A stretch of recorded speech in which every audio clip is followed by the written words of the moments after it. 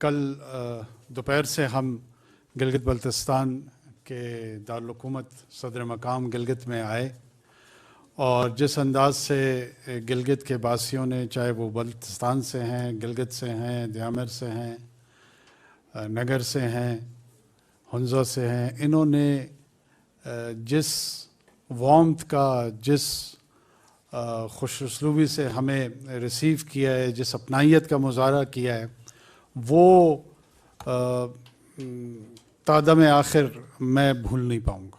مجھے آپ لوگوں کی احترام اور محبتوں کا جو احسان کر گئے ہیں، اس احسان کے بدلے میں کوشش کریں گے کہ اپنا جو پاکستان کے ساتھ رشتہ ہے اس کو مزید بہتر کیسے کر سکے، استوار کیسے کر سکے، اس میں اپنی توانائیاں خرچ کریں گے۔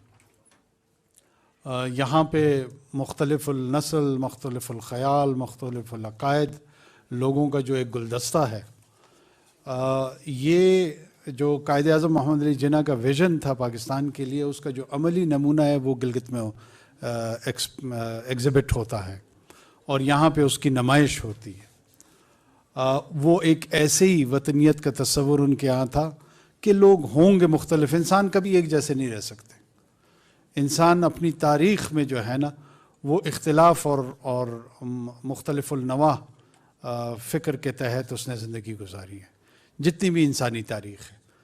تو مونوٹنس اس کی زندگی میں کوئی بھی شے نہیں ہو سکتی ہے، اور وہ اس کے جو تخیر ہے، اس کی جو تبدیلی ہے، اس پہ وہ یقین رکھتا ہے۔ اس تبدیلی کی بنیاد پہ وہ مختلف کلچرز بھی اپناتا ہے، مختلف زبانیں بھی اپناتے ہیں، ورنہ سارے انسان ایک جیسی زبان بول رہے ہوتے نہیں بولتے۔ ہر علاقے میں اپنی اپنی بولی جو ہے نا وہ خود ہی انہوں نے ڈیزائن کی، لیکن ان تمام اختلاف اور مختلف النوع جو حیثیت ہے، جو شناخت ہے، اس کی بنیاد پہ اکٹھے زندگی کیسے گزارنا ہے، یہ انسانیت کی معراج ہے۔ انسان کی معراج کی بنیاد یہی ہے کہ وہ زبان میں، نسل میں، رنگ میں، عقیدے میں ایک دوسرے سے مختلف ہو، اور اس کے باوجود ایک دوسرے کے حقوق کو وہ یکساں تسلیم کرے۔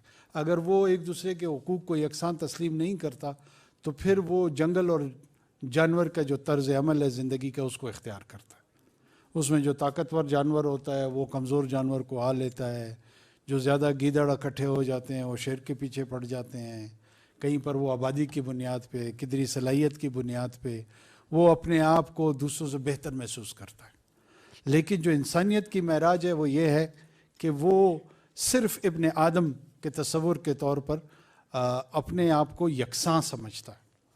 تو میں گلگت بلتستان کے لیے، یہاں کے لوگوں کے لیے یہی پیغام لے کر آیا ہوں کہ ایک دوسرے کے حقوق کا احترام، اور ریاست کی ذمہ داری یہ ہے کہ ان حقوق کے احترام کی انفورسمنٹ کر سکے، اس کا نفاذ کر سکے، اور ہم انشاءاللہ یہ نفاذ کر کے رہیں گے۔ اگر کوئی یہ سمجھتا ہے کہ اس بھائی چارے کو جو یہاں پہ موجود ہے، جو یہاں کے سماج میں موجود ہے، جو یہاں کے اقدار میں موجود ہے، جو یہاں کے کلچر میں موجود ہے، اس کو ڈسٹرب کر سکے گا، اس کو تبدیل کر سکے گا، وہ اس کی بہت بڑی غلط فہمی ہے۔ اپنی غلط فہمی دور کر لیں۔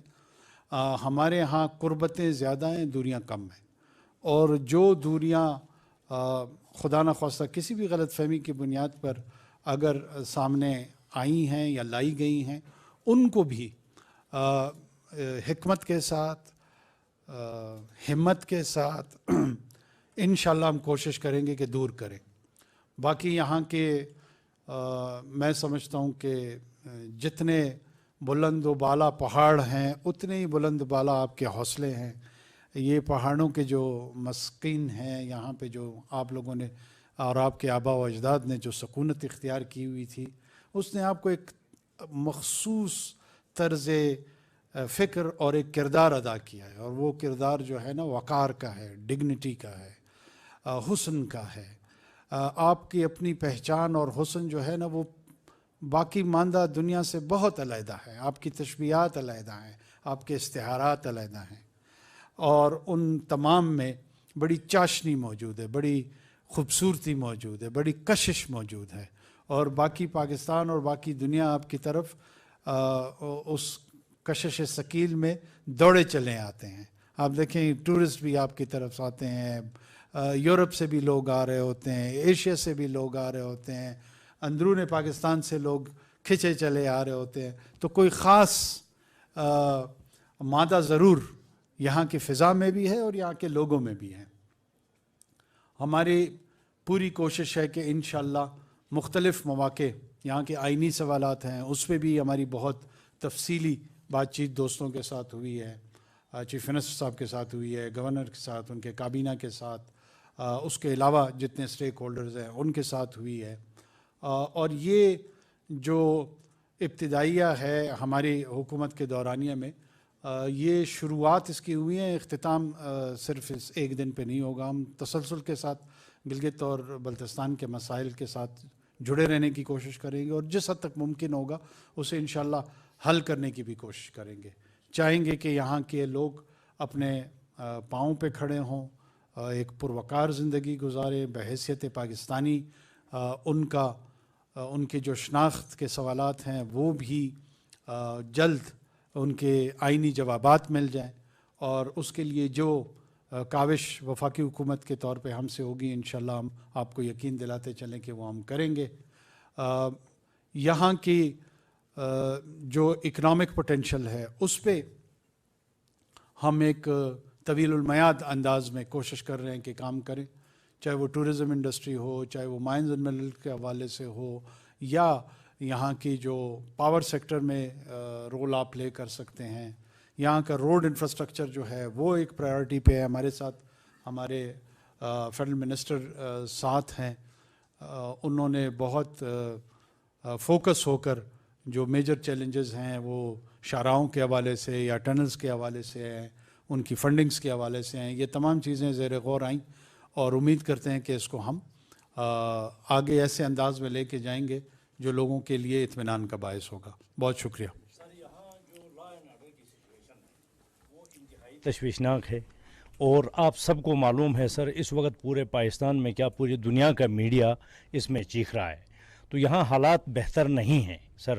آپ کے دورے سے لوگوں کی بڑی امیدیں وابستہ ہیں کہ آیا آپ کے دورے کے موقع پر کیا فیصلے کیے گئے اس صورتحال کو بہتر کرنے کے لیے. 4G سروس بھی 12 روز سے بند ہے, تو یہاں کا نظام بالکل مفلوج ہے سر.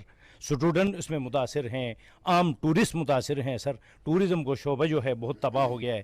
تو ساتھ ساتھ میں یہ بھی کہوں گا سر, یہاں کے لوگوں کا جو جینا ہے, جو طرز زندگی ہے, وہ کس حد تک مشکل ہے کہ آپ دیکھیں کہ سال میں 8 مہینے تک یہاں 22 گھنٹے کی لوڈ شیڈنگ ہوتی ہے سر روزانہ, اور یہ دن ابھی آنے والے ہیں 22 گھنٹے کی لوڈ شیڈنگ. سو سر اس کے بارے میں پلیز. دیکھیں لا اینڈ آرڈر کے حوالے سے ایک لا ہے, دوسرا آرڈر ہے, اس کے دو پہلو ہیں. ہمارے ہاں یہی فیصلے ہوئے کہ جو قوانین ہیں ان کا نفاذ ہوگا, اور قانون چاہے کوئی بھی ہو. جو مائنورٹی کے ایسے لوگ دونوں تینوں چاروں اطراف ہو سکتے ہیں, جو کہ چند لوگ ہوں گے یا 20 ہوں گے یا میکسیمم میرے خیال میں سینکڑوں ہوں گے, اگر وہ یہ سمجھتے ہیں کہ وہ کسی ایک ایجنڈے پر باقی ماندہ معاشرے کو ہاسٹیج بنا لیں گے تو اس کی اجازت ہم کسی کو بھی نہیں دیں گے, یہ یاد رکھیں. جیسا آپ نے کہا کہ آئینی مسائل پہ تو سیر حاصل بحث ہوئی, لیکن یہاں کا جو سب سے اہم مسئلہ ہے وہ یہاں کی جوڈیشری ہے. سپریم اپیلٹ کورٹ میں پچھلے 6 سالوں سے کوئی جج اپوائنٹ نہیں ہو رہا, اور جو جب اپوائنٹ کرنے کا جب سلسلہ آتا ہے تو وہ کہا جاتا ہے کہ جی کانا ڈویژن میں 3 کروڑ 4 کروڑ کی بولیاں لگتی ہیں.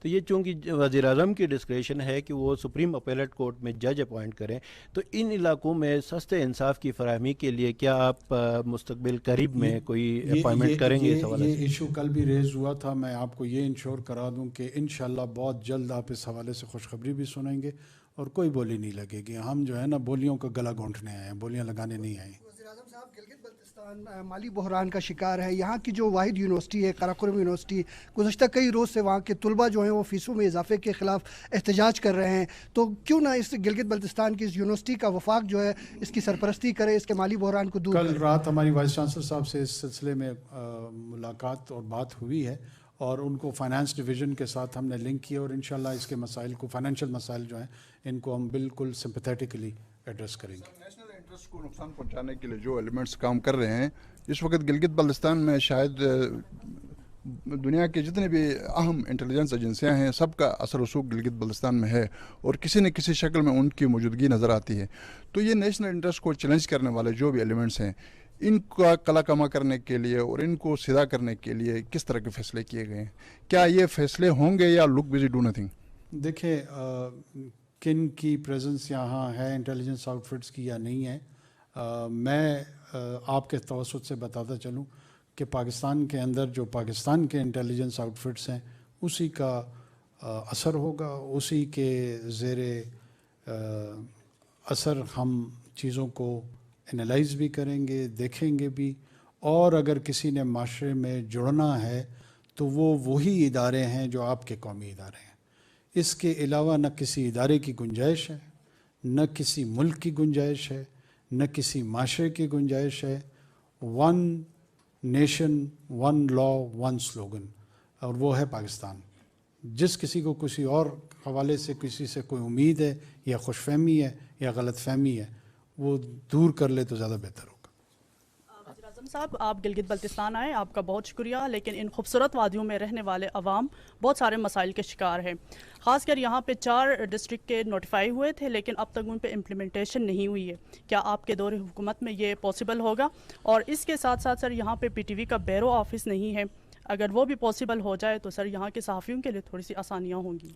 मुझे एक हवाले से खुशी ये हो रही है कि अभी तक जितने सवालात सामने आ रहे हैं इनमें से कोई ऐसा नहीं है जिसके मुतालिक हमने बात ना की हो या कोई ना कोई फ़ैसला ना किया हो। मुर्तज़ा सोलंकी साहब मेरे साथ खड़े हैं। PTV के हवाले से कल रात हमने इनको इंस्ट्रक्शंस दी हैं, बहुत जल्द इस के इस्टेब्लिशमेंट, सेंटर के इस्टेब्लिशमेंट के हवाले से भी डिसीजन होगा। और साथ में मैंने इनको कहा है कि 2 दिन के लिए कम से कम PTV पे कोई टॉक शो हो जिसमें शिना और जो बल्ती लैंग्वेज है उसके कोई टॉक शोज़ होने चाहिए जो आपके यहाँ के माशी मसाइल हैं, सियासी मसाइल हैं, कोई ना कोई प्लेटफॉर्म होना चाहिए जो आपको लोगों को मौका फराहम कर सके ताकि वो ज़ेर बहस इन मसाइल को लेकर आ सकें।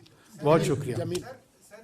सवाल है कि आपका ताल्लुक भी उस पार्टी से है जिसने सबसे पहले सेनेट में गिलगित बल्तिस्तान को अबूरी सूबा बनाने के हवाले से एक बिल भी सबमिट किया था, लेकिन चूंकि पार्लियामेंट नहीं रहा तो अब आप वज़ीर-ए-आज़म भी है, तो क्या रोल प्ले करेंगे? चूंकि आईनी जो मसला है ये यहाँ का लोगों का एक बड़ा इशू है। हम आईनी सवालात के जवाबात ढूंढ रहे हैं और इंशाल्लाह उन जवाबात को आप तक बहुत जल्द पहुँचाएंगे। बहुत शुक्रिया।